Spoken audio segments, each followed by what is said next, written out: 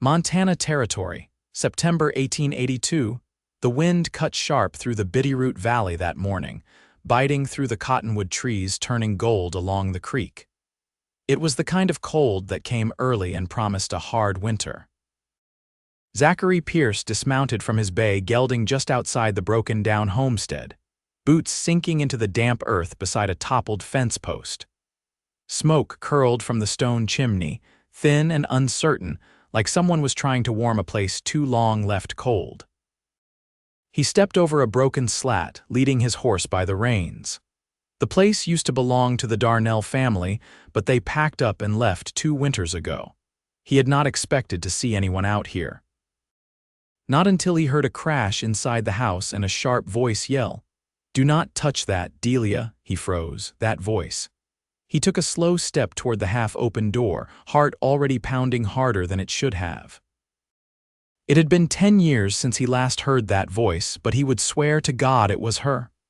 "Rhetta," he called out. Silence. Then the door creaked wider, and there she was, Rhetta Dorsey. Hair darker than he remembered, pulled back in a loose braid, sleeves rolled to her elbows and a streak of ash across her cheek. She stared at him like he was a ghost. "Zachary," she said, voice soft now, confused. He took a breath. "I thought you were in Kansas." "I was." Her eyes darted behind her. Things changed. Before he could ask what she meant, a little girl peeked around Rhetta's skirts, no more than 6 years old, with wild curls and wary eyes. A second child, a boy maybe 4, clung to the doorway behind her, thumb in his mouth. Rhetta turned, crouched down, and said gently, "Delia Dax, it is all right. This is an old friend." "Your children?" Zachary asked, not sure why his throat felt tight. She nodded. "Their father left us in Dodge last winter, took the last of the money and disappeared. I had nowhere to go but here. It was my uncle's place once." Zachary looked over the sagging porch, the broken fence, the way the shingles had peeled off the roof. "This place is not fit for the coming snow." "I know," she said, quiet, "but it is all we have right now." He looked at her again, really looked. She was thinner, her eyes more tired, but the steadiness in them had not changed. She was still Rhetta, the same girl who used to race him on horseback down by the river when they were kids, who once kissed him under the cottonwoods the summer before he left for Wyoming. She stood straighter. "We will manage." "You should not have to," he said, then added, "Let me help." Rhetta's eyes narrowed. "You do not owe me anything." "No," he said, "but I want to." She hesitated, then nodded once. "All right."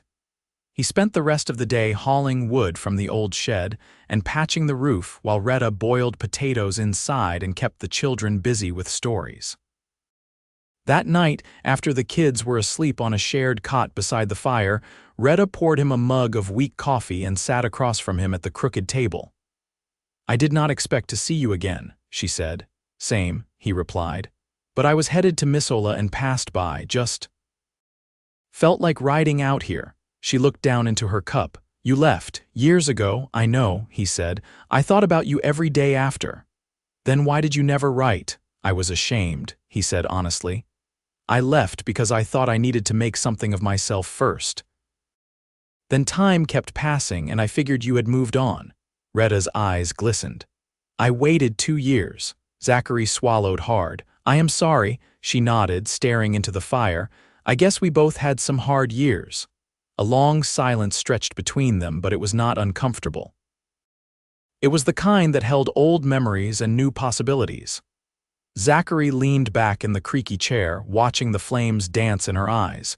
"You planning to stay?" she asked. "I might," he said. "If that is all right with you." "I would not stop you." Her voice was soft, but something in it had cracked open. He smiled. "Then I will start fixing the barn tomorrow." Rhetta looked over at him, and for the first time that day she smiled back. It was quiet, but it warmed the whole room.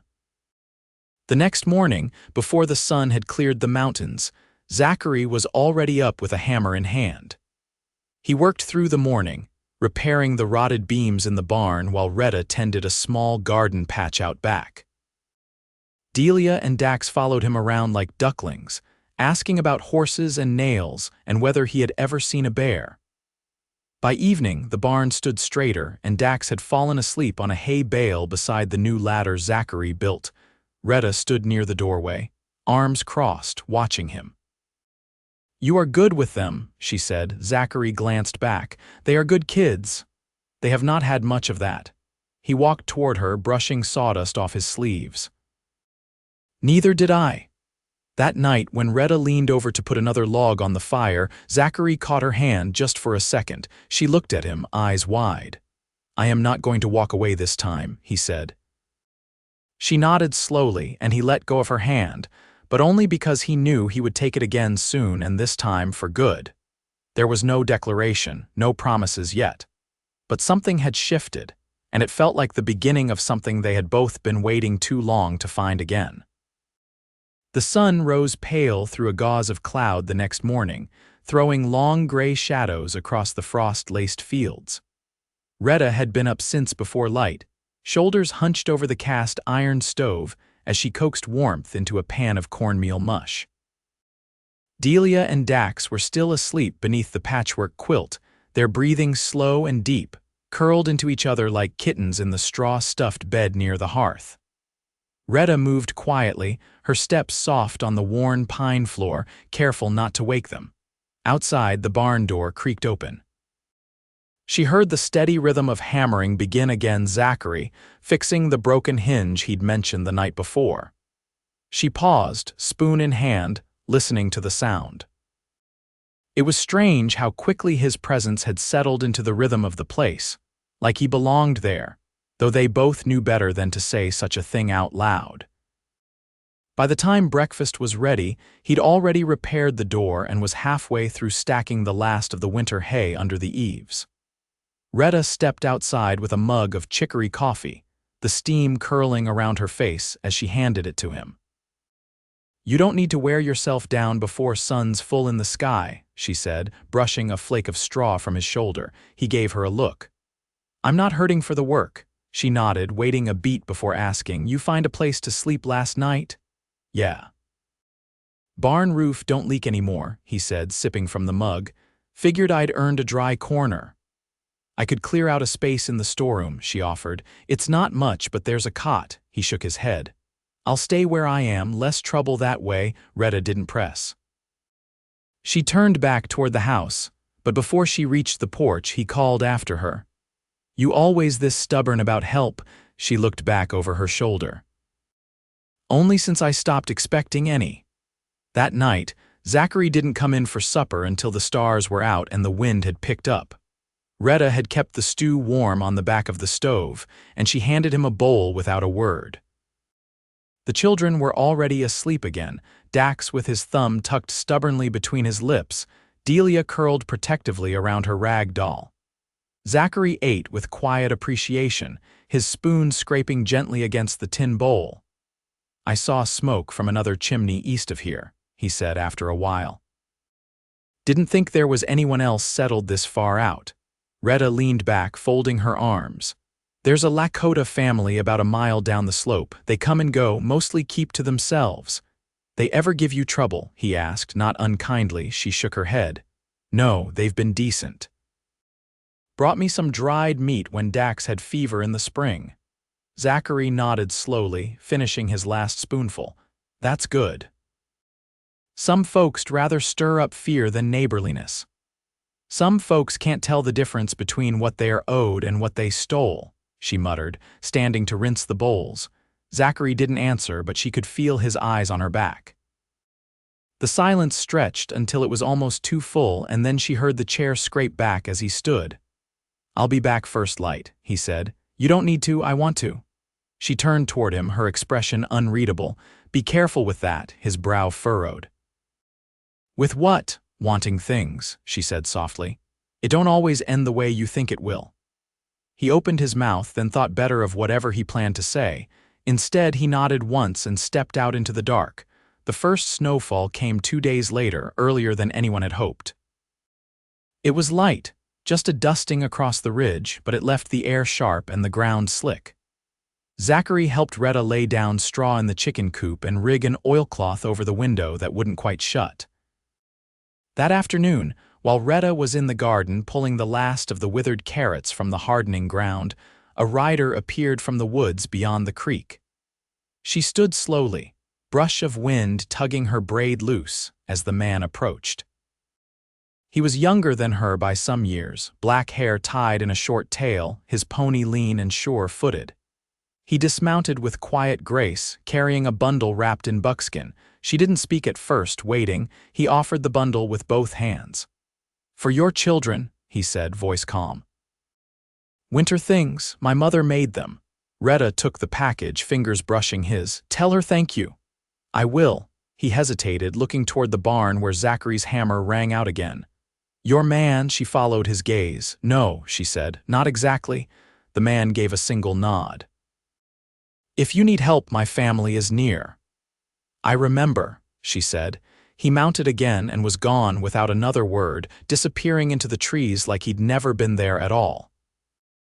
That night, after the children had been bundled into their new fur-lined coats and tucked into bed, Zachary sat beside the fire, rubbing his hands together. Rhetta handed him a cup of warmed cider, the tang of apple and clove rising between them. "You didn't say you knew the Lakota family," he said. "They were here before me," she answered. "I didn't have much choice but to learn their names. You trust them." "I trust people who show up," she said, "same as I trust you for now." Zachary set his cup on the hearth. "I'm not going anywhere." "You might not mean to," she said, voice low, "but life has a way of cutting loose what you think you've tied down." He watched her for a long moment. "You always talk like the worst already happened." She looked away. "It did." He didn't ask more. Instead, he reached into his coat pocket and pulled out a small, carved wooden horse. The lines were rough, but the shape was clear, its legs tucked mid-gallop. "For Dax," he said. "Made it from a fence rail." Rhetta took it gently, her thumb tracing the curve of the mane. "He'll carry it everywhere." "I hope so." She set it on the mantel beside a chipped lantern and a single photograph of her parents, faded and sun-warped. Then she turned to him. "You didn't come back just to fix barns." "No," he said quietly. "I didn't." Her gaze held his. "Then say what it is you want." He hesitated. "It's not just you, it's all of it. This place, the quiet, the way you don't ask for more than what's needed. I've had enough of noise and nowhere to belong." She folded her arms. "And you think you belong here?" "I'd like to try." She didn't answer, but she didn't turn away either. That night when he rose to leave, she didn't offer the storeroom again, but she left the door unlatched when she went to bed. Time passed in the slow, measured way of winter. The snow deepened. The nights grew longer. Zachary stayed. He repaired the wagon wheel that split from the freeze, hunted when the traps came up empty, and once carried Rhetta 2 miles through the snow when she twisted her ankle near the creek. He never asked for anything, never pushed, but he stayed. And the children began to reach for his hand without thinking. Delia started to wait by the fence for him to return from the woods. Dax whispered his name in sleep. One morning, as Rhetta hung wet linens by the stove, Zachary stepped inside and set a folded piece of cloth on the table. She turned, curious. "What's that?" He opened it carefully. Inside was a ring, simple brass, polished smooth, with a single jasper stone set in the center, dark red like iron-rich clay. "I traded for it," he said. "A man in Phillipsburg owed me a favor, said it came from Missouri." "I don't know if it's worth much." She didn't move. "I'm not young enough to promise forever," he said, "but I've got strong hands and a quiet heart, and I'd give both to you." She stared at the ring, breath caught. "I know what people say about you," he added, "that you're past the age.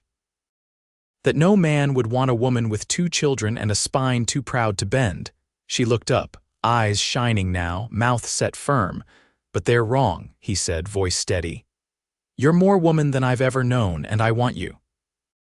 "All of you?" She crossed the floor slowly, picked up the ring, and slid it onto her finger. "You're sure?" she asked. "I've never been more."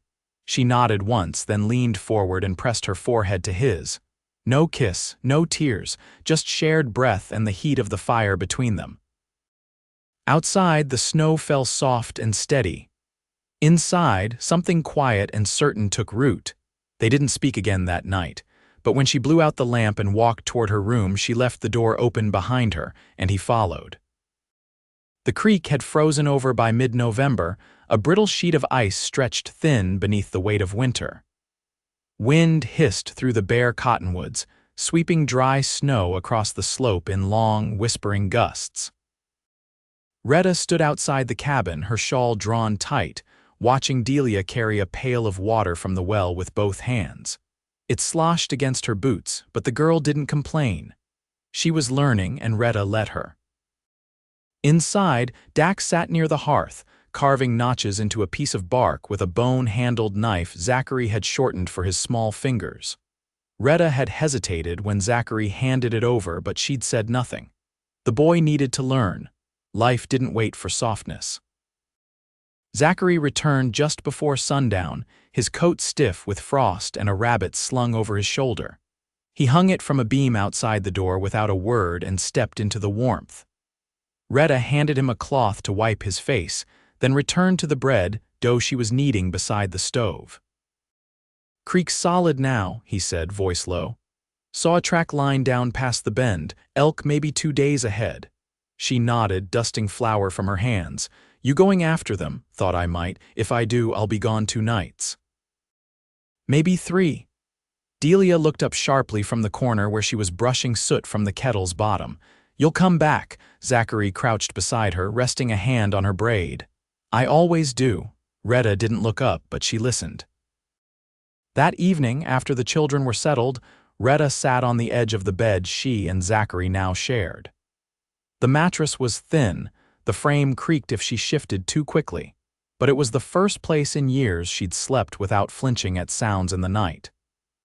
He stood near the window, sharpening the blade of his hunting knife with slow, practiced strokes. She watched the movement, quiet and steady, the way his shoulders curved under the lamplight. "You'll need to take the north trail," she said. "There's a deadfall on the lower pass." "I know," he replied. "I marked it last spring." She folded her hands in her lap. "You never said where you learned your tracking." He paused. "South of the Wind River. A Cheyenne elder took me in when I was 17, taught me how to listen to the land. Said it spoke clearer than most men ever would." She turned her head, surprised. "Why'd he take you in?" "I was half-starved and trying to trap rabbits with a broken snare. I think he pitied me." Rhetta stood and crossed the room, reaching for the edge of his sleeve. "You don't talk about those years. There's not much worth repeating," he said, "but I learned how to live. That counts for something." She looked at his face, shadowed by the lamplight. His eyes were fixed on the blade, but his voice had dimmed, like the memories weighed more than the knife in his hand. "You've got someone's blood on you," she said softly. He didn't flinch. "I do," she nodded once. "So do I." He set the knife down. "You never told me what happened in Dodge, Rhetta." "I didn't want to speak it into the air," she said, as if saying it might make it linger longer than it already has. "I'd listen." She walked back to the bed, sat again, and stared at the floorboards. He was a cattle broker. "Thought I was lucky to have him. After Delia, he started drinking. After Dax, he stopped coming home. By the time he left, I'd already stopped asking why." She looked up. "I didn't follow him, didn't look for him. Just packed what I had and came here." Zachary crossed the room and knelt in front of her. His hands were rough, streaked with ash and old scars, but they closed around hers with care. "You're not alone now," he said. She didn't cry. She hadn't in years, but she held on. He left at first light, a pack slung over his shoulder, rifle across his back. Delia waved from the porch. Dax didn't speak, but he watched until the trees swallowed Zachary whole. 3 days passed. The wind turned sharper and clouds built over the hills. On the second night, Rhetta woke to the sound of wood cracking out near the barn. She pulled on her coat, grabbed the lantern, and stepped out into the cold. A branch had fallen from the cottonwood beside the pen, snapping the corner rail. She set down the lantern and began dragging the limb away, shoulders straining against the weight. Before she could finish, another figure stepped from the shadows. He was younger than Zachary, with high cheekbones and a long braid wrapped in red cloth. He carried himself with the quiet stillness of someone who'd grown up watching the land instead of speaking over it. You shouldn't be lifting alone, he said, stepping beside her. Rhetta straightened. I manage. I see that, she studied him. You're from the family east of the ridge. I am. My name is Tahu, she offered her hand. Rhetta, he didn't shake it. Instead, he touched his chest in greeting. My sister sent me, said your man is gone. Rhetta didn't correct him. She watched as he crouched and began helping with the limb. You live quiet, he said. I've had enough of noise, he nodded, lifting the branch with ease. You know, in our way, a woman like you is not old, she is settled. That is not the same. Rhetta looked at him. Most folks around here don't bother making that difference. They don't know what they're missing. She gave a short laugh. You're bold. I'm honest, he said. They finished clearing the branch. Tahu wiped his hands on his leggings and stepped back. If you need help, we're not far. I remember, she said. That night she sat by the fire, listening to Dax's breathing. Delia's hand curled beneath her chin on the pillow. Outside, the wind pushed against the door, but it didn't come in. Zachary returned on the fourth morning, dragging a sled of dressed meat and carrying new bruises across his jaw. What happened? She asked, reaching for his coat. Fell off a ridge, found the elk, but I slipped trying to drag it down. She touched the side of his face. You could have broken your neck. I didn't. That night after supper he sat beside her in the quiet. The children were asleep. The fire had burned low. I met someone, Rhetta said. Zachary looked up. Who? He said. His name's Tahu. Helped me clear a branch. Zachary nodded once. He's the youngest son. They don't talk much, but they watch everything. He said I'm not old, that I'm settled. Zachary didn't speak. She turned toward him. I never thought about myself that way, not since before Kansas. He reached for her hand. You're not old, Rhetta. You're more present than anyone I've ever met. She leaned into him, shoulder to shoulder. I'm asking you to stay, she said. I already was. No, she said. Not just for the winter. I want you to stay through spring. Through all of it. He looked at her, and there was something behind his eyes that hadn't been there before. Not longing, not hunger, but rootedness. I will, she nodded. Then she leaned close and pressed her mouth to his. It was not a first kiss, nor was it a desperate one. It was the kind of kiss that closed a door behind them. The next morning, she gave him the brass ring back. He frowned, confused, until she pulled a leather pouch from the mantel and handed it to him. Inside was a green stone she'd kept since she was a girl. She'd found it in her uncle's field and always believed it meant something. Have it set, she said, in silver for the wedding. He looked at her, then down at the stone. You're sure? I'm not young, Zachary, but I'm not done, not with you. He held the stone tight. We'll build something here. You, me, the children. Something that lasts longer than the winters. Rhetta kissed his cheek and went to wake the children.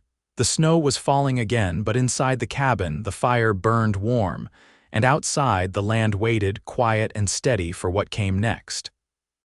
The thaw came later than expected. Snow clung to the shaded edges of the valley well into March, refusing to melt even as the afternoons grew longer.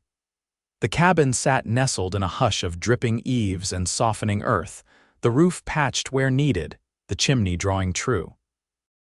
Inside, the warmth from the stove was steady and low, the kind that didn't need tending every hour. Each corner of the room showed quiet signs of life: being rebuilt, mended boots drying near the door, a quilt half-finished draped over the rocker, a child's careful drawing pinned to the wall with a bent nail.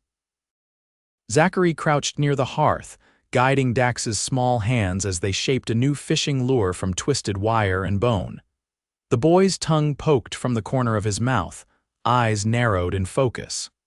It won't catch anything if it's too heavy, Zachary said, his tone patient. Let the weight sit in the belly, not the tail. Dax nodded solemnly, pressing down with slow care. Rhetta leaned against the doorframe, arms folded, her eyes not on the lure but on the man teaching her son. She hadn't said it aloud, but she'd begun to think of their lives in seasons: before the first snow, during the deep freeze, now the thaw. It was Zachary's presence that marked the change, more than weather or calendar. Later that day, with the sun high and the air thick with melt, Rhetta left the children with Delia's quiet watch and walked out toward the edge of the woods. She carried a basket with a strip of salt pork, some dried berries, and 3 small bundles of tobacco wrapped in corn husk. The trail rose gently, winding past the old cottonwoods until it opened into a clearing where the Lakota family had raised their lodges the year before. Now there was only a circle of stones where the fire had been, a few stakes left behind in thawing earth. But she wasn't alone. Tahu stood near the far edge, a pair of rabbits strung over one shoulder, his braid pulled tight behind him. He didn't startle when she approached, only turned and waited. "I brought something," she said, lifting the basket. He didn't reach for it. "For me, for your family," she answered, stepping closer. "I wanted to thank your mother for the coats and for helping when Dax was ill." Tahu nodded, then reached out and took the basket without looking inside. "She said you'd come one day." Rhetta narrowed her eyes. "Why, to ask something of yourself," she hesitated.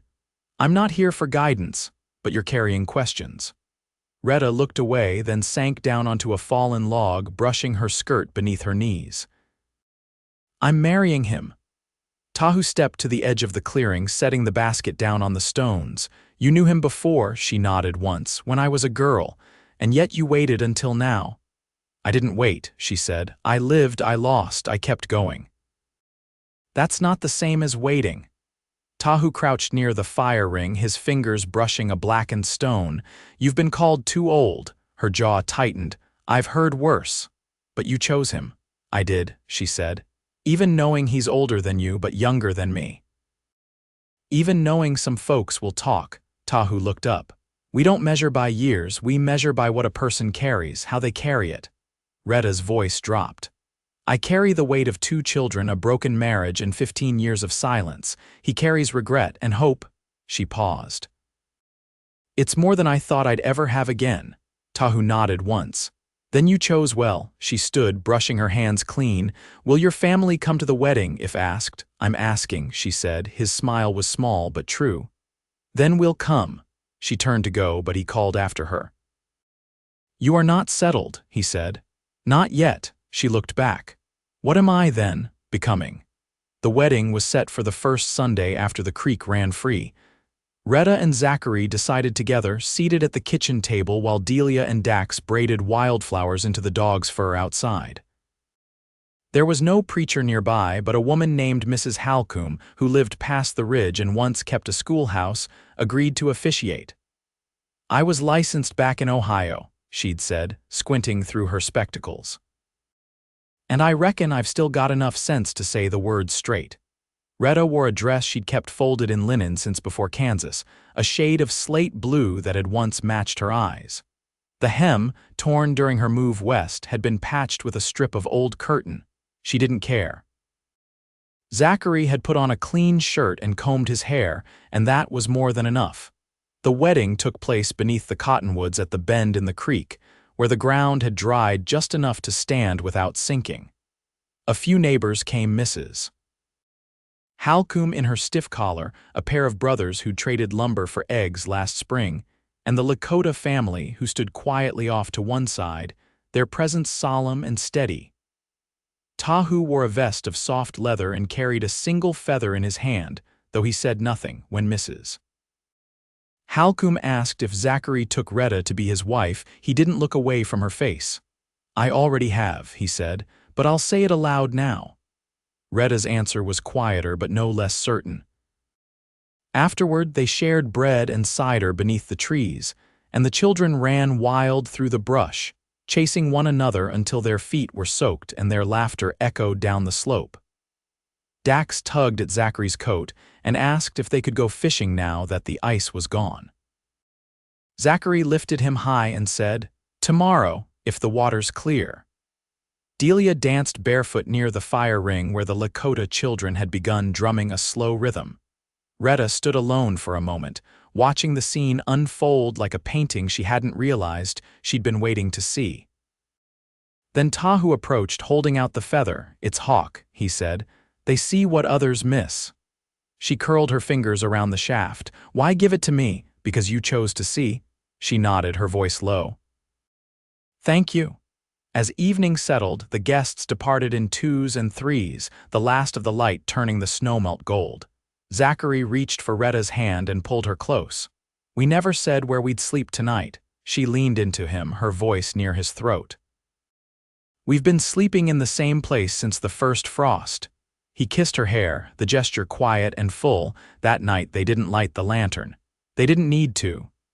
The moon rose full, casting silver across the floorboards. Rhetta lay beside him, her head resting in the hollow of his shoulder, her hand settled over his heart.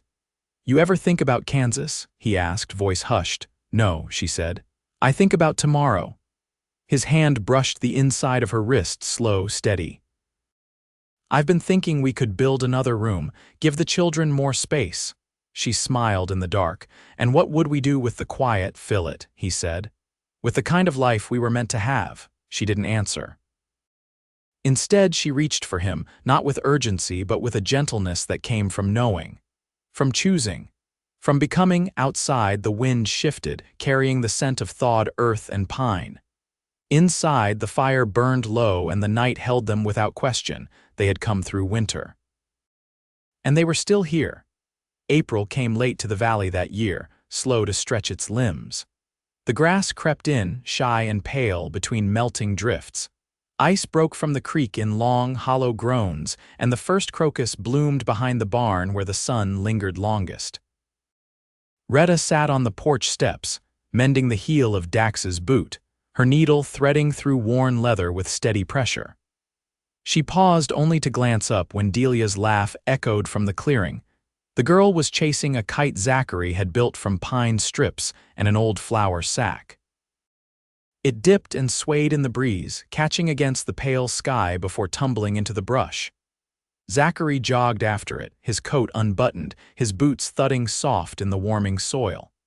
When Delia launched it again, he let her run ahead, arms lifted, her curls bouncing with each stride. Rhetta tied off her thread and stood, brushing her hands clean. The sun caught the brass of her ring, the jasper stone burning red against her skin. She stepped inside, the screen door clattering behind her, and pulled the small ledger from the shelf above the stove. The pages were filled with neat, slanted script, her hand tallying flour, seed, salt, and cloth.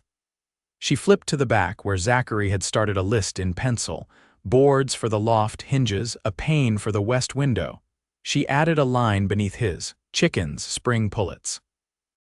Then paused and wrote another: bees. That evening, after supper, Zachary leaned against the doorframe while Rhetta rinsed the plates in cold water fetched from the well.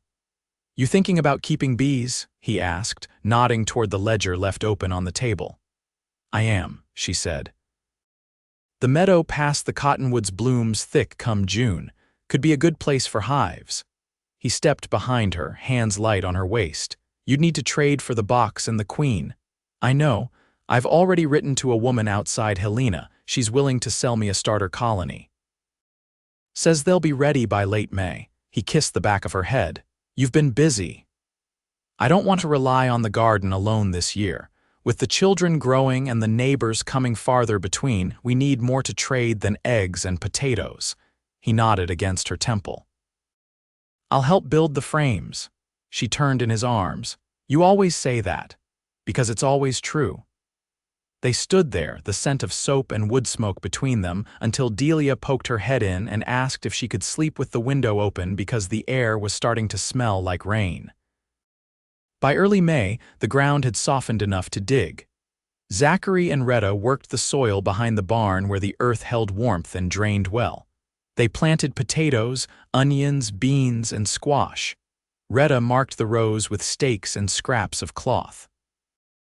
Dax followed behind, dropping seeds with exaggerated care, while Delia herded the hens away from the sprouts. One afternoon, a wagon creaked up the trail, its canvas rippling in the wind. Rhetta wiped her hands on her apron and stepped out to meet it. The driver was a woman with broad shoulders and a sun-creased face. She introduced herself as Me Bennett, the beekeeper from Helena. The bees arrived in a wooden crate, humming low and steady. Me showed Rhetta how to settle the queen into her box and how to place the frames. Zachary watched, arms crossed, saying little but listening close. When me left, she handed Rhetta a folded cloth pouch. Inside was a small book bound in leather and filled with diagrams and notes. "Wrote it myself," she said. "What I wish someone had told me when I started." Rhetta tucked it into her apron. "Thank you." Me gave her a long look. "You've got the kind of steadiness they like, bees know." By June, the hive was thriving, the garden rose thick with green. Delia had started reading aloud from an old primer they'd found in the storeroom, her voice halting but proud. Dax had taken to sleeping with the carved horse Zachary made tucked under his blanket, its edges worn smooth from his hands. One morning, Rhetta found Zachary in the loft, fitting new boards into place for a storage space. She climbed the ladder and sat on the edge, watching him work. "You've been quiet lately," he set down the hammer. "Just thinking." He leaned against the beam, wiping sweat from his brow. "Your uncle's land runs past the ridge. There's a clearing near the stream. I was thinking we could clear it out properly, build another pen, maybe keep a milk cow." She tilted her head. "You planning to trade for one?" "I was thinking we could raise her from a heifer. Train her gentle from the start." Rhetta rested her chin on her knees. "You're thinking long-term." "I am," she smiled, slow and certain. "So am I." That summer they hosted a gathering at the cabin. Not for any reason, but to mark the season, the kind of gathering that happens when the land gives a little more than expected, and the days stretch long. Neighbors came with bread and pickled beans, honey cakes and fiddle music. The Lakota family brought roasted corn and a pair of woven mats. Tahu stood beside the fire, speaking little but watching everything. Delia danced with bare feet in the dust, her hands clapping in time to the music. Dax dozed in Rhetta's lap before the sun dipped low. When the sky turned orange, Zachary pulled Rhetta aside and led her down to the creek. They stood in the shallows, boots off, the water cool around their ankles. Fireflies blinked in the reeds. He reached into his pocket and pulled out a folded scrap of paper. "What's this?" she asked. "A deed," he said. "Filed in Missoula. Your uncle never sold the land outright. It's still listed in his name." He pressed the paper into her hand. "I had it transferred." She opened it slowly. Her name was written in ink across the top. "I didn't ask you to do this," she said, voice low. "I know, but it's yours. It always was." Tears welled, sharp and unexpected. She blinked them back. "You're giving me the land." "I'm giving you the choice," he said. "To build what you want, how you want. I'll be beside you either way."